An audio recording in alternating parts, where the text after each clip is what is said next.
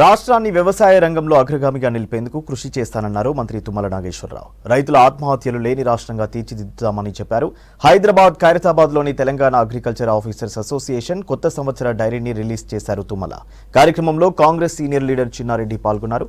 గత ప్రభుత్వంలో అన్ని వ్యవస్థలు గాడి తప్పాయని, వాటిని సరిదిద్దేందుకు కాంగ్రెస్ ప్రభుత్వం పనిచేస్తుందన్నారు తుమ్మల. ఆంభావం కావచ్చు, అన్ని రకాలుగా మనం నష్టపోయామనేటటువంటి భావన అందరిలో ఉంది. కాబట్టి అది మళ్ళీ పునరావృతం కాకుండా మీరు ఇచ్చినటువంటి తీర్పుకు అనుగుణంగా ఈ యొక్క డిపార్ట్మెంట్ ని ఏదైతే చిన్నపోయిందని మీరు భావిస్తున్నారో దీన్ని మళ్ళీ అగ్రభాగాన్ని ఉంచేదానికి మీ యొక్క కృషి తప్పకుండా వ్యవసాయ దేశమైనటువంటి మన దేశం, వ్యవసాయ రాష్ట్రం అయినటువంటి మన తెలంగాణ, అన్ని సౌకర్యాలు అన్ని అవకాశాలు ఉన్నటువంటి ఈ రాష్ట్రాన్ని అగ్రభాగాన్ని ఉంచడానికి మీ యొక్క సహకారంతో శాయశక్తుల ప్రయత్నం చేస్తానని చెప్పి విజ్ఞప్తి చేస్తున్నా.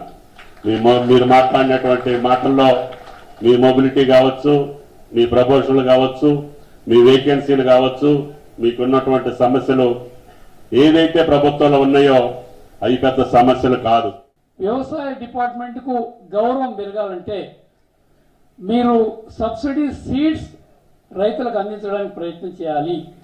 సబ్సిడీ పైన ఎరువులు అందించడానికి ప్రయత్నం చేయాలి. ఆ రోజు కేసీఆర్ గారు ఉచితంగా ఎరువులు ఇస్తామని చెప్పాడు, కానీ ఆ మాట నిలుపుకోలేదు. పురుగుల మందులు కూడా సబ్సిడీ పైన బీద రైతుకి ఇవ్వాల్సిన అవసరం ఉంది. మీకు ఫార్మ్ ఇంప్రూవ్మెంట్స్ కూడా సబ్సిడీ పైన రైతుకి ఇవ్వాల్సిన అవసరం ఉంది. డ్రిప్ ఇరిగేషన్ కానీ, స్ప్రింక్లర్ ఇరిగేషన్ కానీ మనం తప్పకుండా రైతుకు చాలా తక్కువ ధరకు అందించాల్సిన అవసరం ఉందనేటువంటి మాట కూడా నేను సవినిగా పని చేస్తున్నాను.